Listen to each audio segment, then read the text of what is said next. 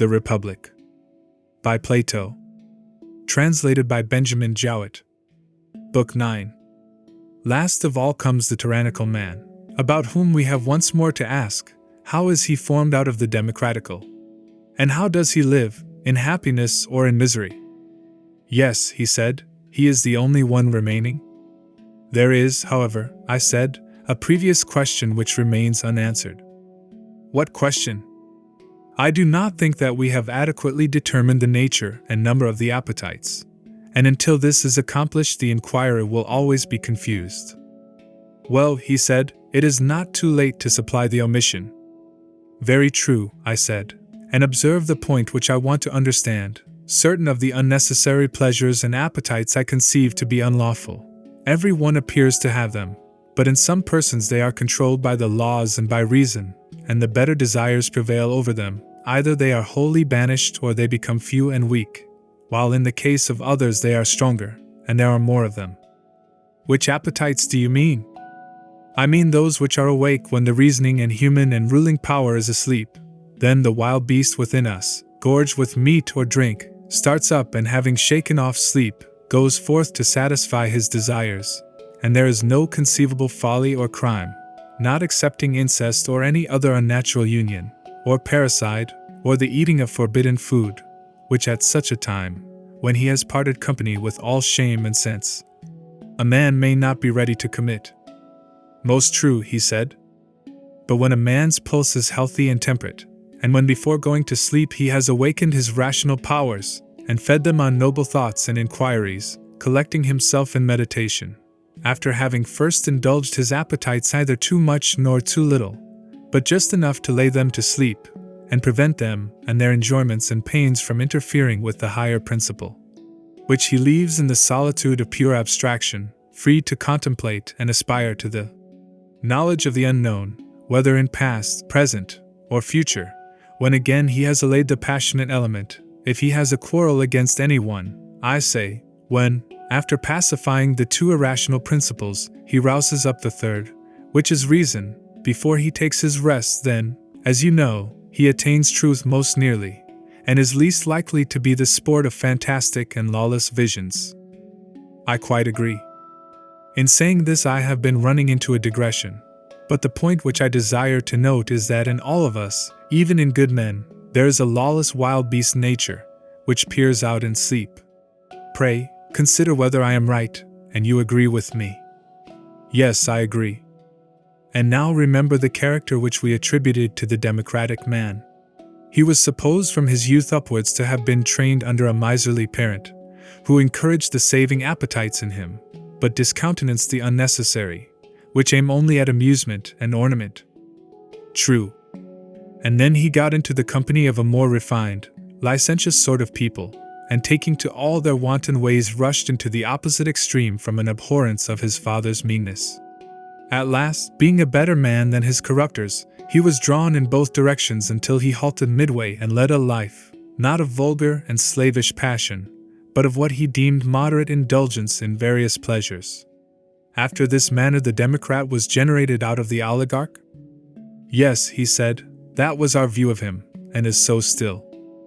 And now, I said, years will have passed away, and you must conceive this man, such as he is, to have a son, who is brought up in his father's principles. I can imagine him. Then you must further imagine the same thing to happen to the son which has already happened to the father. He is drawn into a perfectly lawless life, which by his seducers is termed perfect liberty, and his father and friends take part with his moderate desires, and the opposite party assists the opposite ones. As soon as these dire magicians and tyrant makers find that they are losing their hold on him, they contrive to implant in him a master passion, to be lord over his idle and spendthrift lusts, a sort of monstrous winged drone. That is the only image which will adequately describe him. Yes, he said, that is the only adequate image of him. And when his other lusts, amid clouds of incense and perfumes and garlands and wines, and all the pleasures of a dissolute life, now let loose, come buzzing around him, nourishing to the utmost the sting of desire which they implant in his drone-like nature, then at last this lord of the soul, having madness for the captain of his guard, breaks out into a frenzy. And if he finds in himself any good opinions or appetites in process of formation, and there is in him any sense of shame remaining, to these better principles he puts an end, and casts them forth until he has purged away temperance, and brought in madness to the full. Yes, he said, that is the way in which the tyrannical man is generated. And is not this the reason why of old love has been called a tyrant? I should not wonder. Further, I said, has not a drunken man also the spirit of a tyrant? He has. And you know that a man who is deranged and not right in his mind will fancy that he is able to rule, not only over men, but also over the gods? That he will. And the tyrannical man in the true sense of the word comes into being when, either under the influence of nature or habit, or both, he becomes drunken, lustful, passionate. Oh, my friend, is not that so? Assuredly. Such is the man, and such is his origin. And next, how does he live? Suppose, as people facetiously say, you were to tell me. I imagine, I said, at the next step in his progress, that there will be feasts and carousals and revellings and courtesans, and all that sort of thing. Love is the lord of the house within him, and orders all the concerns of his soul. That is certain. Yes, and every day and every night desires grow up many and formidable, and their demands are many. They are indeed, he said. His revenues, if he has any, are soon spent. True. Then comes debt and the cutting down of his property. Of course. When he has nothing left, must not his desires, crowding in the nest like young ravens, be crying aloud for food, and he, goaded on by them, and especially by love himself, who is in a manner the captain of them, is in a frenzy, and would fain discover whom he can defraud or despoil of his property, in order that he may gratify them. Yes, that is sure to be the case. He must have money, no matter how, if he is to escape horrid pains and pangs. He must. And as in himself there was a succession of pleasures, and the new got the better of the old and took away their rights, so he being younger will claim to have more than his father and his mother, and if he has spent his own share of the property, he will take a slice of theirs. No doubt he will. And if his parents will not give way, then he will try first of all to cheat and deceive them. Very true. And if he fails, then he will use force and plunder them. Yes, probably. And if the old man and woman fight for their own, what then, my friend? Will the creature feel any compunction at tyrannizing over them? Nay, he said, I should not feel at all comfortable about his parents. But, oh heavens! Adiamantus, on account of some newfangled love of a harlot, who is anything but a necessary connection, can you believe that he would strike the mother who is his ancient friend and necessary to his very existence, and would place her under the authority of the other, when she is brought under the same roof with her? Or that, under like circumstances, he would do the same to his withered old father? First and most indispensable of friends, for the sake of some newly found blooming youth who is the reverse of indispensable? Yes, indeed, he said, I believe that he would. Truly, then, I said, a tyrannical son is a blessing to his father and mother. He is indeed, he replied. He first takes their property, and when that fails, and pleasures are beginning to swarm in the hive of his soul, then he breaks into a house, or steals the garments of some nightly wayfarer. Next he proceeds to clear a temple. Meanwhile the old opinions which he had when a child, and which gave judgment about good and evil, are overthrown by those others which have just been emancipated, and are now the bodyguard of love and share his empire.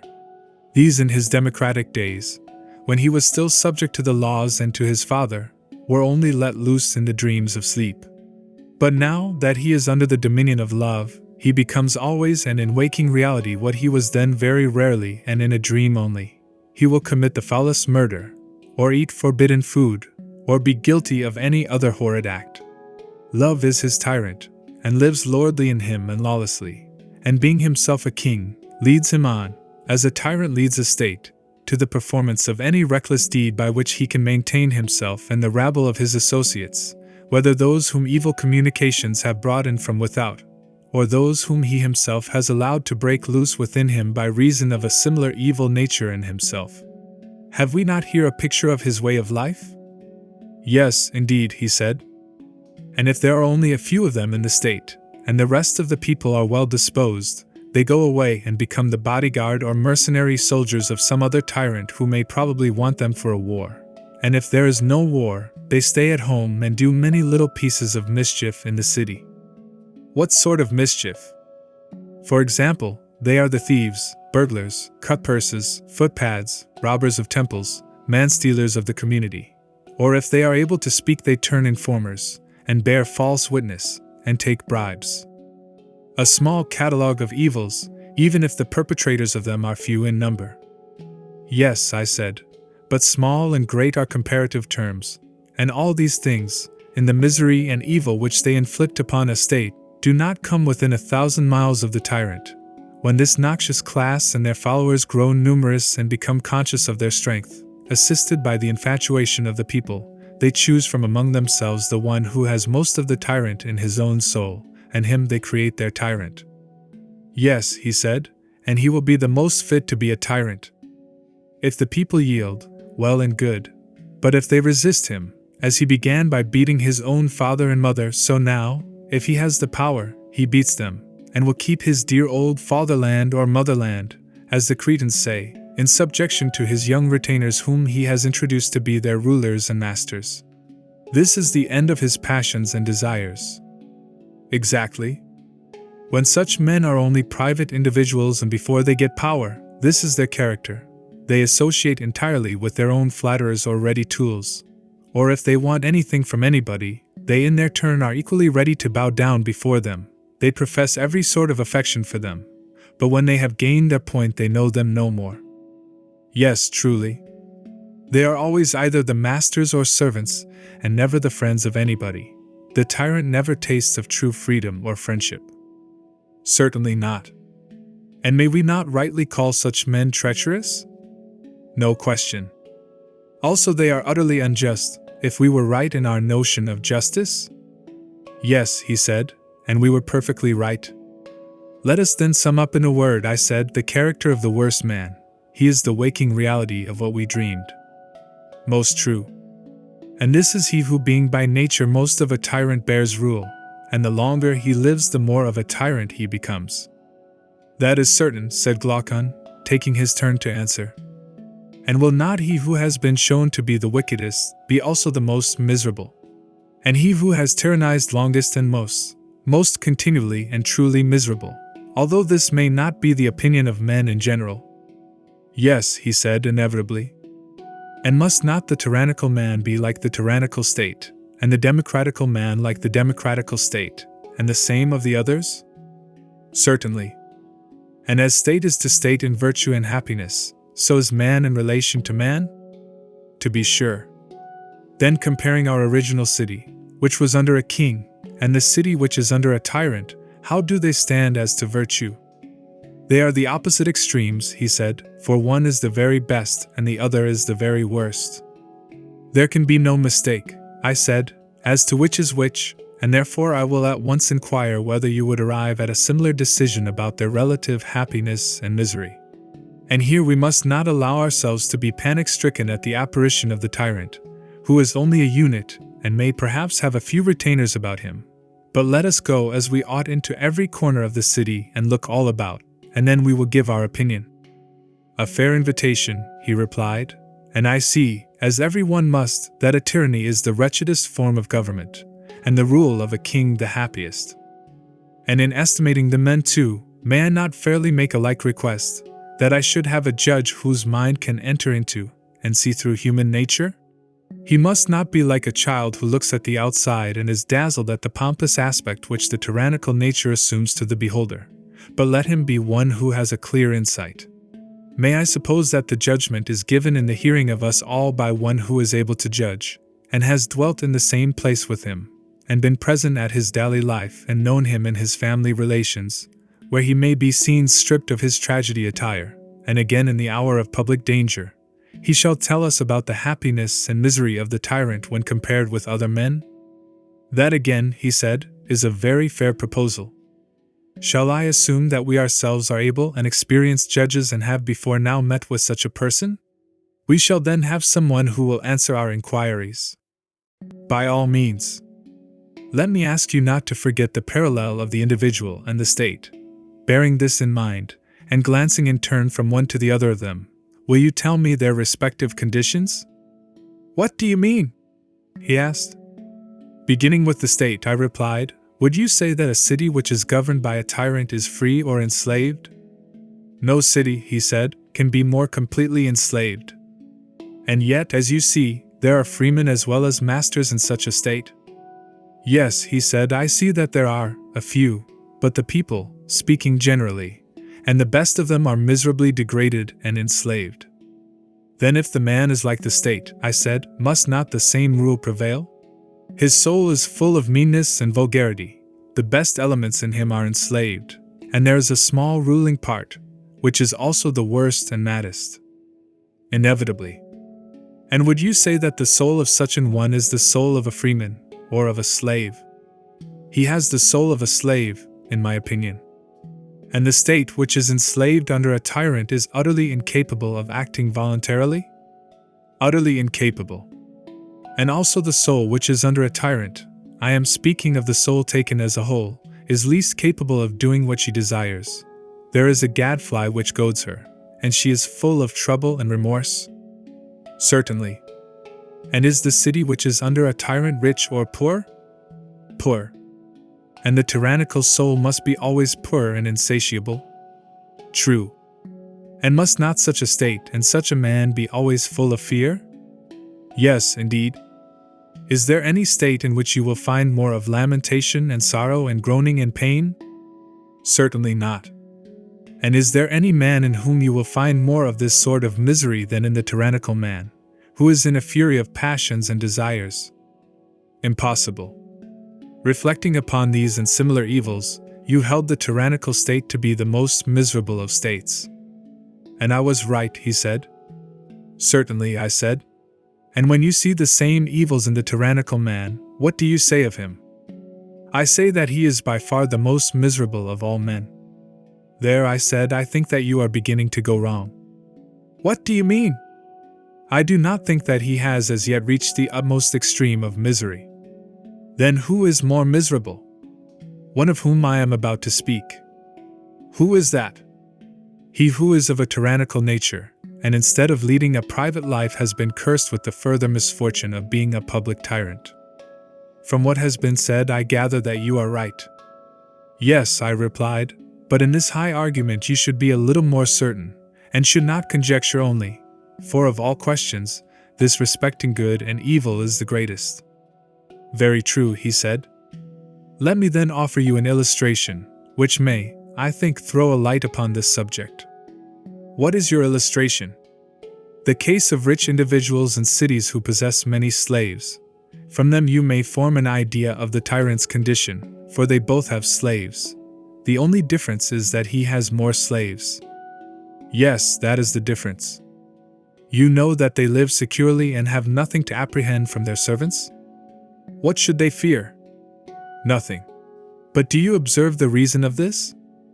Yes, the reason is that the whole city is leagued together for the protection of each individual. Very true, I said. But imagine one of these owners, the master say of some 50 slaves, together with his family and property and slaves, carried off by a god into the wilderness, where there are no freemen to help him. Will he not be in an agony of fear lest he and his wife and children should be put to death by his slaves? Yes, he said, he will be in the utmost fear. The time has arrived when he will be compelled to flatter divers of his slaves, and make many promises to them of freedom and other things, much against his will. He will have to cajole his own servants. Yes, he said, that will be the only way of saving himself. And suppose the same God, who carried him away, to surround him with neighbors who will not suffer one man to be the master of another, and who, if they could catch the offender, would take his life? His case will be still worse, if you suppose him to be everywhere surrounded and watched by enemies. And is not this the sort of prison in which the tyrant will be bound, he who being by nature such as we have described, is full of all sorts of fears and lusts? His soul is dainty and greedy, and yet alone, of all men in the city, he is never allowed to go on a journey, or to see the things which other freemen desire to see, but he lives in his hole like a woman hidden in the house, and is jealous of any other citizen who goes into foreign parts and sees anything of interest. Very true, he said. And amid evils such as these will not he who is ill-governed in his own person, the tyrannical man, I mean, whom you just now decided to be the most miserable of all, will not he be yet more miserable when, instead of leading a private life, he is constrained by fortune to be a public tyrant? He has to be master of others when he is not master of himself. He is like a diseased or paralytic man who is compelled to pass his life, not in retirement, but fighting and combating with other men. Yes, he said, the similitude is most exact. Is not his case utterly miserable? And does not the actual tyrant lead a worse life than he whose life you determined to be the worst? Certainly. He who is the real tyrant, whatever men may think, is the real slave, and is obliged to practice the greatest adulation and servility, and to be the flatterer of the vilest of mankind. He has desires which he is utterly unable to satisfy, and has more wants than anyone, and is truly poor. If you know how to inspect the whole soul of him, all his life long he is beset with fear and is full of convulsions and distractions, even as the state which he resembles. And surely the resemblance holds? Very true, he said. Moreover, as we were saying before, he grows worse from having power. He becomes and is of necessity more jealous, more faithless, more unjust, more friendless, more impious than he was at first. He is the purveyor and cherisher of every sort of vice, and the consequence is that he is supremely miserable, and that he makes everybody else as miserable as himself. No man of any sense will dispute your words. Come then, I said, and as the general umpire in theatrical contests proclaims the result, do you also decide who in your opinion is first in the scale of happiness, and who second, and in what order the others follow? There are 5 of them in all. They are the royal, timocratical, oligarchical, democratical, tyrannical. The decision will be easily given, he replied. They shall be choruses coming on the stage, and I must judge them in the order in which they enter, by the criterion of virtue and vice, happiness and misery. Need we hire a herald, or shall I announce that the son of Ariston, the best, has decided that the best and justest is also the happiest, and that this is he who is the most royal man and king over himself, and that the worst and most unjust man is also the most miserable, and that this is he who, being the greatest tyrant of himself, is also the greatest tyrant of his state? Make the proclamation yourself, he said. And shall I add, whether seen or unseen by gods and men? Let the words be added. Then this, I said, will be our first proof, and there is another, which may also have some weight. What is that? The second proof is derived from the nature of the soul, seeing that the individual soul, like the state, has been divided by us into 3 principles. The division may, I think, furnish a new demonstration. Of what nature? It seems to me that to these 3 principles 3 pleasures correspond, also 3 desires and governing powers. How do you mean? He said. There is one principle with which, as we were saying, a man learns, another with which he is angry, the third, having many forms, has no special name, but is denoted by the general term appetitive, from the extraordinary strength and vehemence of the desires of eating and drinking and the other sensual appetites which are the main elements of it, also money-loving, because such desires are generally satisfied by the help of money. That is true, he said. If we were to say that the loves and pleasures of this third part were concerned with gain, we should then be able to fall back on a single notion, and might truly and intelligibly describe this part of the soul as loving gain or money. I agree with you. Again, is not the passionate element wholly set on ruling and conquering and getting fame? True. Suppose we call it the contentious or ambitious, would the term be suitable? Extremely suitable. On the other hand, every one sees that the principle of knowledge is wholly directed to the truth, and cares less than either of the others for gain or fame. Far less. Lover of wisdom, lover of knowledge, are titles which we may fitly apply to that part of the soul. Certainly. One principle prevails in the souls of one class of men, another in others, as may happen? Yes. Then we may begin by assuming that there are three classes of men: lovers of wisdom, lovers of honor, lovers of gain. Exactly. And there are three kinds of pleasure, which are their several objects. Very true. Now, if you examine the three classes of men, and ask of them in turn which of their lives is pleasantest, each will be found praising his own and depreciating that of others. The moneymaker will contrast the vanity of honor or of learning if they bring no money with the solid advantages of gold and silver? True, he said. And the lover of honor, what will be his opinion? Will he not think that the pleasure of riches is vulgar, while the pleasure of learning, if it brings no distinction, is all smoke and nonsense to him? Very true. And are we to suppose, I said, that the philosopher sets any value on other pleasures in comparison with the pleasure of knowing the truth, and in that pursuit abiding, ever learning, not so far indeed from the heaven of pleasure? Does he not call the other pleasures necessary, under the idea that if there were no necessity for them, he would rather not have them? There can be no doubt of that, he replied. Since, then, the pleasures of each class and the life of each are in dispute, and the question is not which life is more or less honorable, or better or worse, but which is the more pleasant or painless, how shall we know who speaks truly? I cannot myself tell, he said. Well, but what ought to be the criterion? Is any better than experience and wisdom and reason? There cannot be a better, he said. Then, I said, reflect. Of the three individuals, which has the greatest experience of all the pleasures which we enumerated?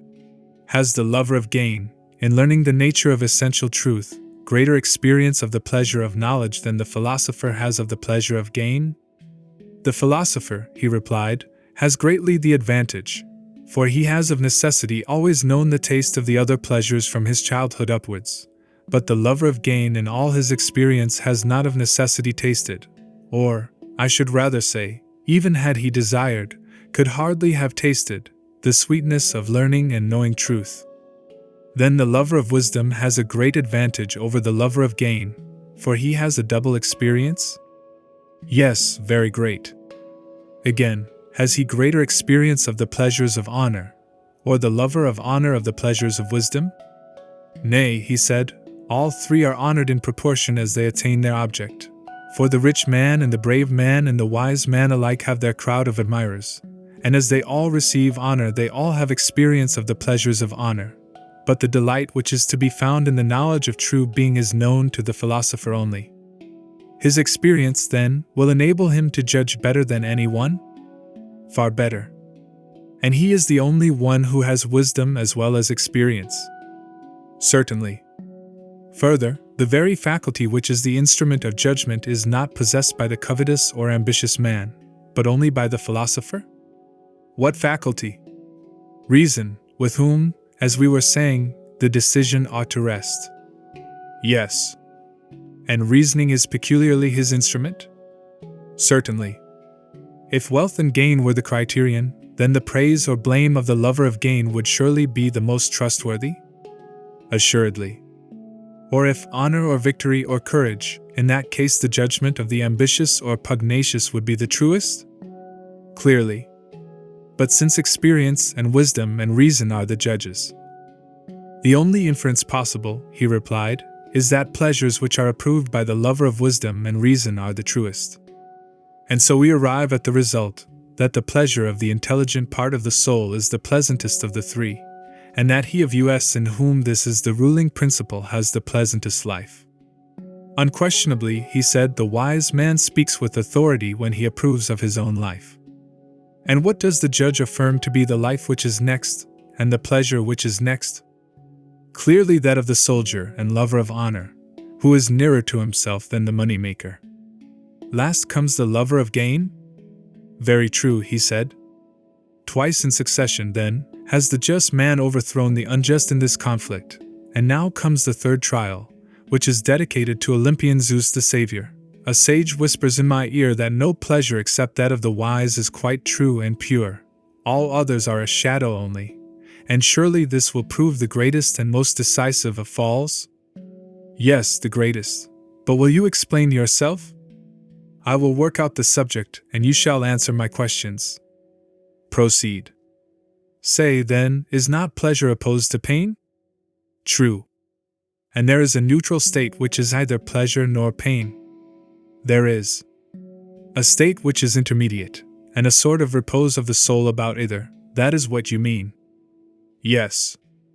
You remember what people say when they are sick? What do they say? That after all nothing is pleasanter than health. But then they never knew this to be the greatest of pleasures until they were ill.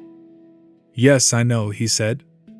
And when persons are suffering from acute pain, you must have heard them say that there is nothing pleasanter than to get rid of their pain? I have. And there are many other cases of suffering in which the mere rest and cessation of pain, and not any positive enjoyment, is extolled by them as the greatest pleasure? Yes, he said, at the time they are pleased and well content to be at rest. Again, when pleasure ceases, that sort of rest or cessation will be painful? Doubtless, he said. Then the intermediate state of rest will be pleasure, and will also be pain. So it would seem. But can that which is either become both? I should say not. And both pleasure and pain are motions of the soul, are they not?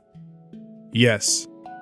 But that which is either was just now shown to be rest and not motion, and in a mean between them? Yes. How, then, can we be right in supposing that the absence of pain is pleasure, or that the absence of pleasure is pain? Impossible. This then is an appearance only and not a reality. That is to say, the rest is pleasure at the moment, and in comparison of what is painful, and painful in comparison of what is pleasant. But all these representations, when tried by the test of true pleasure, are not real but a sort of imposition. That is the inference. Look at the other class of pleasures which have no antecedent pains, and you will no longer suppose, as you perhaps may at present, that pleasure is only the cessation of pain, or pain of pleasure. What are they, he said, and where shall I find them? There are many of them. Take as an example the pleasures of smell, which are very great and have no antecedent pains. They come in a moment, and when they depart leave no pain behind them. Most true, he said. Let us not, then, be induced to believe that pure pleasure is the cessation of pain, or pain of pleasure. No. Still, the more numerous and violent pleasures which reach the soul through the body are generally of this sort. They are reliefs of pain. That is true. And the anticipations of future pleasures and pains are of a like nature? Yes. Shall I give you an illustration of them? Let me hear. You would allow, I said, that there is in nature an upper and lower and middle region? I should. And if a person were to go from the lower to the middle region, would he not imagine that he is going up, and he who is standing in the middle and sees whence he has come, would imagine that he is already in the upper region, if he has never seen the true upper world?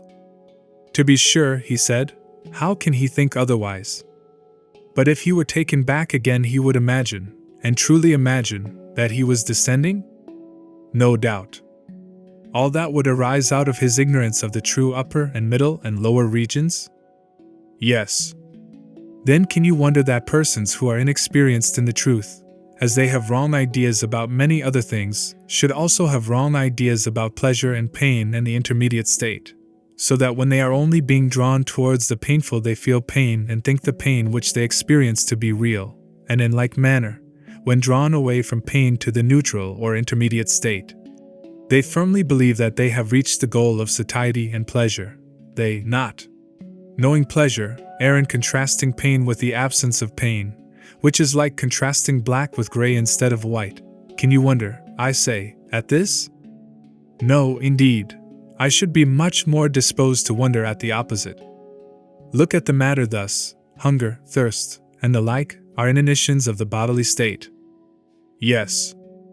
And ignorance and folly are inanitions of the soul? True. And food and wisdom are the corresponding satisfactions of either? Certainly. And is the satisfaction derived from that which has less or from that which has more existence the truer? Clearly, from that which has more. What classes of things have a greater share of pure existence in your judgment? Those of which food and drink and condiments, and all kinds of sustenance are examples, or the class which contains true opinion and knowledge and mind and all the different kinds of virtue? put the question in this way: which has a more pure being, that which is concerned with the invariable, the immortal, and the true, and is of such a nature, and is found in such natures, or that which is concerned with and found in the variable and mortal, and is itself variable and mortal? Far purer, he replied, is the being of that which is concerned with the invariable. And does the essence of the invariable partake of knowledge in the same degree as of essence? Yes, of knowledge in the same degree. And of truth in the same degree? Yes. And conversely, that which has less of truth will also have less of essence? Necessarily. Then, in general, those kinds of things which are in the service of the body have less of truth and essence than those which are in the service of the soul. Far less. And has not the body itself less of truth and essence than the soul? Yes. What is filled with more real existence, and actually has a more real existence, is more really filled than that which is filled with less real existence, and is less real. Of course. And if there be a pleasure in being filled with that which is according to nature, that which is more really filled with more real being will more really and truly enjoy true pleasure, whereas that which participates in less real being will be less truly and surely satisfied, and will participate in an illusory and less real pleasure? Unquestionably. Those then who know not wisdom and virtue, and are always busy with gluttony and sensuality, go down and up again as far as the mean, and in this region they move at random throughout life, but they never pass into the true upper world. Thither they neither look, nor do they ever find their way, either are they truly filled with true being, nor do they taste of pure and abiding pleasure. Like cattle, with their eyes always looking down and their heads stooping to the earth, that is, to the dining table, they fatten and feed and breed, and in their excessive love of these delights, they kick and butt at one another with horns and hoofs which are made of iron, and they kill one another by reason of their insatiable lust. For they fill themselves with that which is not substantial, and the part of themselves which they fill is also unsubstantial and incontinent. Verily, Socrates, said Glaucon, you describe the life of the many like an oracle. Their pleasures are mixed with pains. How can they be otherwise? For they are mere shadows and pictures of the true, and are colored by contrast, which exaggerates both light and shade, and so they implant in the minds of fools insane desires of themselves. And they are fought about as Socrates says that the Greeks fought about the shadow of Helen at Troy in ignorance of the truth. Something of that sort must inevitably happen.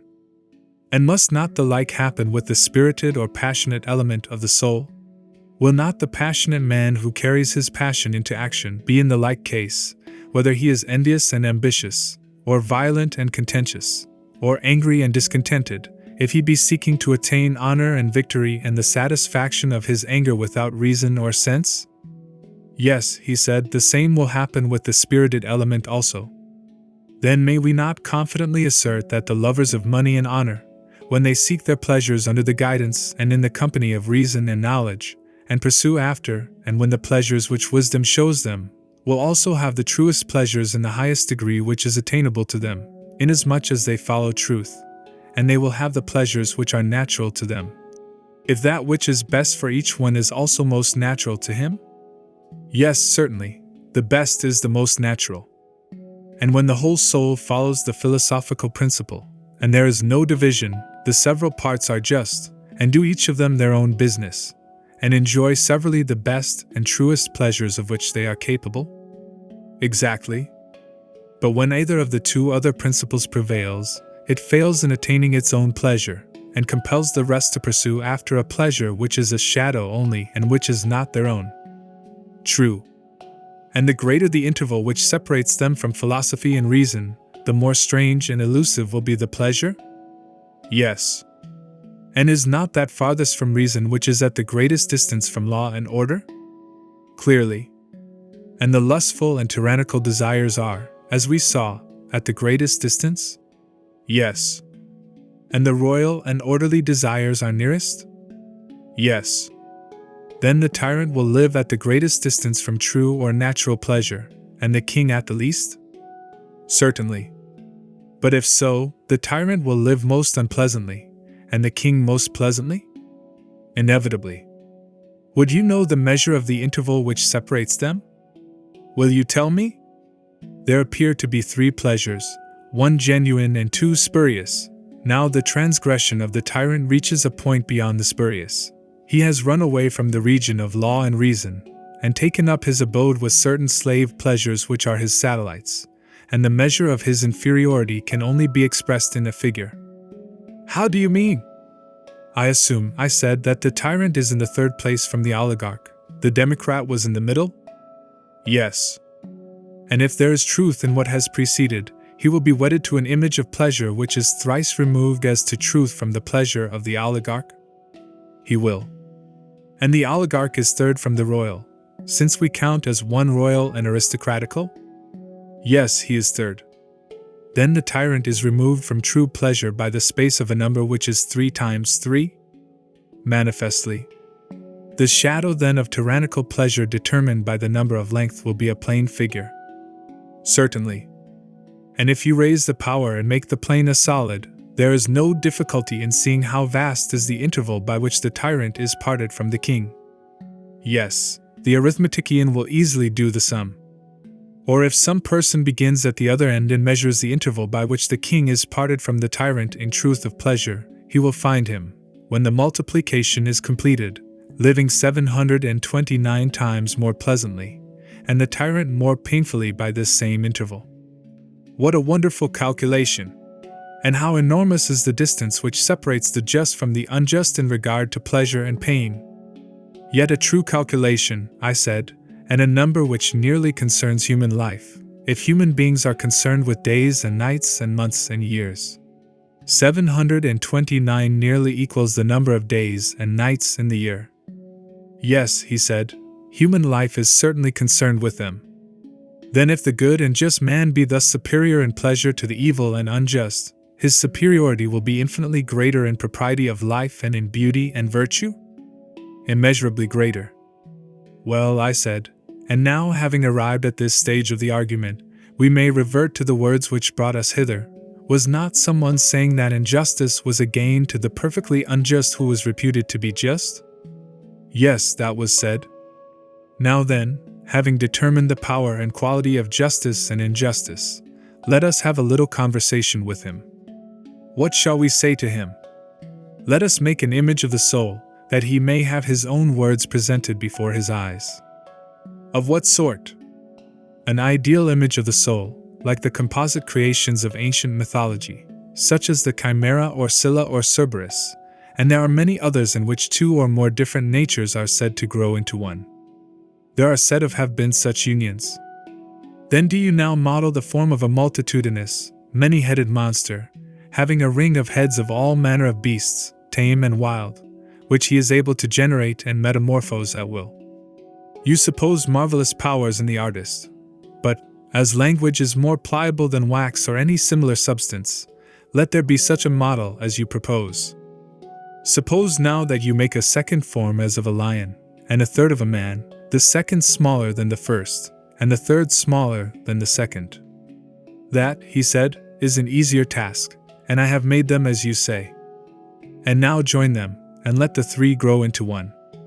That has been accomplished. Next fashion the outside of them into a single image, as of a man, so that he who is not able to look within, and sees only the outer hull, may believe the beast to be a single human creature. I have done so, he said. And now, to him who maintains that it is profitable for the human creature to be unjust, and unprofitable to be just, let us reply that, if he be right, it is profitable for this creature to feast the multitudinous monster and strengthen the lion and the lion-like qualities, but to starve and weaken the man, who is consequently liable to be dragged about at the mercy of either of the other 2. And he is not to attempt to familiarize or harmonize them with one another, he ought rather to suffer them to fight and bite and devour one another. Certainly, he said, that is what the approver of injustice says. To him the supporter of justice makes answer that he should ever so speak and act as to give the man within him in some way or other the most complete mastery over the entire human creature. He should watch over the many-headed monster like a good husbandman, fostering and cultivating the gentle qualities, and preventing the wild ones from growing. He should be making the lion heart his ally, and in common care of them all should be uniting the several parts with one another, and with himself. Yes, he said, that is quite what the maintainer of justice say. And so from every point of view, whether of pleasure, honor, or advantage, the approver of justice is right and speaks the truth, and the disapprover is wrong and false and ignorant. Yes, from every point of view. Come now, and let us gently reason with the unjust, who is not intentionally in error. Sweet sir, we will say to him, what think you of things esteemed noble and ignoble? Is not the noble that which subjects the beast to the man, or rather to the god and man, and the ignoble that which subjects the man to the beast? He can hardly avoid saying yes, can he now? Not if he has any regard for my opinion. But if he agrees so far, we may ask him to answer another question. Then how would a man profit if he received gold and silver on the condition that he was to enslave the noblest part of him to the worst?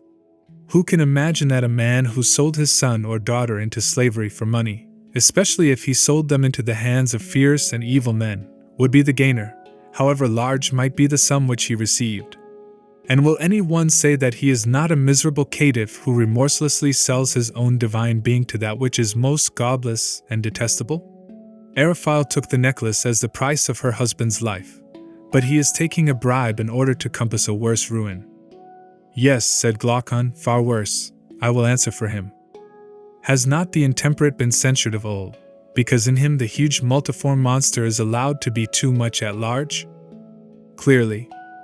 And men are blamed for pride and bad temper when the lion and serpent element in them disproportionately grows and gains strength. Yes. And luxury and softness are blamed, because they relax and weaken this same creature, and make a coward of him? Very true. And is not a man reproached for flattery and meanness who subordinates the spirited animal to the unruly monster, and for the sake of money, of which he can never have enough, habituates him in the days of his youth to be trampled in the mire, and from being a lion to become a monkey? True, he said. And why are mean employments and manual arts a reproach? Only because they imply a natural weakness of the higher principle. The individual is unable to control the creatures within him, but has to court them, and his great study is how to flatter them. Such appears to be the reason. And therefore, being desirous of placing him under a rule like that of the best, we say that he ought to be the servant of the best, in whom the divine rules, not, as Thrasymachus supposed, to the injury of the servant, but because every one had better be ruled by divine wisdom dwelling within him, or, if this be impossible, then by an external authority, in order that we may be all, as far as possible, under the same government, friends and equals. True, he said. And this is clearly seen to be the intention of the law, which is the ally of the whole city, and is seen also in the authority which we exercise over children, and the refusal to let them be free until we have established in them a principle analogous to the constitution of a state, and by cultivation of this higher element have set up in their hearts a guardian and ruler like our own, and when this is done they may go their ways. Yes, he said, the purpose of the law is manifest. From what point of view, then, and on what ground can we say that a man is profited by injustice or intemperance or other baseness, which will make him a worse man, even though he acquire money or power by his wickedness? From no point of view at all. What shall he profit, if his injustice be undetected and unpunished? He who is undetected only gets worse, whereas he who is detected and punished has the brutal part of his nature silenced and humanized. The gentler element in him is liberated, and his whole soul is perfected and ennobled by the acquirement of justice and temperance and wisdom, more than the body ever is by receiving gifts of beauty, strength and health, in proportion as the soul is more honorable than the body. Certainly, he said. To this nobler purpose the man of understanding will devote the energies of his life. And in the first place, he will honor studies which impress these qualities on his soul and will disregard others? Clearly, he said. In the next place, he will regulate his bodily habit and training, and so far will he be from yielding to brutal and irrational pleasures, that he will regard even health as quite a secondary matter. His first object will be not that he may be fair or strong or well, unless he is likely thereby to gain temperance, but he will always desire so to attemper the body as to preserve the harmony of the soul. Certainly he will, if he has true music in him. And in the acquisition of wealth there is a principle of order and harmony which he will also observe. He will not allow himself to be dazzled by the foolish applause of the world, and heap up riches to his own infinite harm? Certainly not, he said. He will look at the city which is within him, and take heed that no disorder occur in it, such as might arise either from superfluity or from want, and upon this principle he will regulate his property, and gain or spend according to his means. Very true. And for the same reason, he will gladly accept and enjoy such honors as he deems likely to make him a better man. But those, whether private or public, which are likely to disorder his life, he will avoid? Then, if that is his motive, he will not be a statesman. By the dog of Egypt, he will. In the city which is his own he certainly will, though in the land of his birth perhaps not, unless he have a divine call. I understand. You mean that he will be a ruler in the city of which we are the founders, and which exists in idea only, for I do not believe that there is such an one anywhere on earth. In heaven, I replied, there is laid up a pattern of it, methinks, which he who desires may behold, and beholding, may set his own house in order. But whether such an one exists, or ever will exist in fact, is no matter, for he will live after the manner of that city, having nothing to do with any other. I think so, he said.